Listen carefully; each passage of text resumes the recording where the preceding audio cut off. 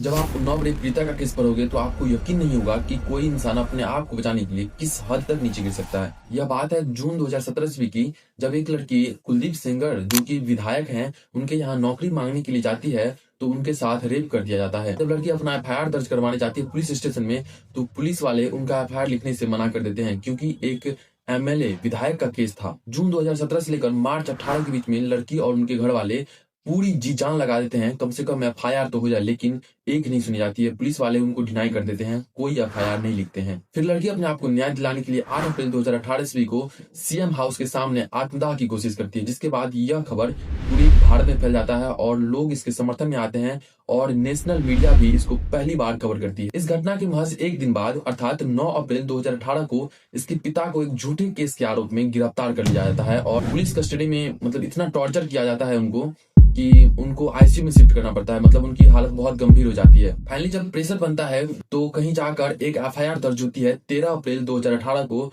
और 16 अप्रैल को इनकी गिरफ्तारी की जाती है सीबीआई के द्वारा। जब इनको गिरफ्तार किया गया तो लग रहा था ऐसा कि कानून अब सच में जाग रहा है और इनको न्याय मिल जाएगा, लेकिन मौत का असली तांडव अब शुरू होता है। सेंगर की गिरफ्तारी के महज 2 दिन बाद अर्थात 18 अप्रैल 2018 को पीड़िता के पिता की आईसीयू में मौत हो जाती है। जब इनके पिता की मौत हो जाती है तो इनको संभालने वाला कोई नहीं था, तो इनके चाचा और चाची इनके समर्थन में आते हैं, पीड़िता के समर्थन में आते हैं। जब इनके चाचा इनके समर्थन में आते हैं तो इनके चाचा को पुराने आर्म्स एक्ट के तहत जेल में डाल दिया जाता है।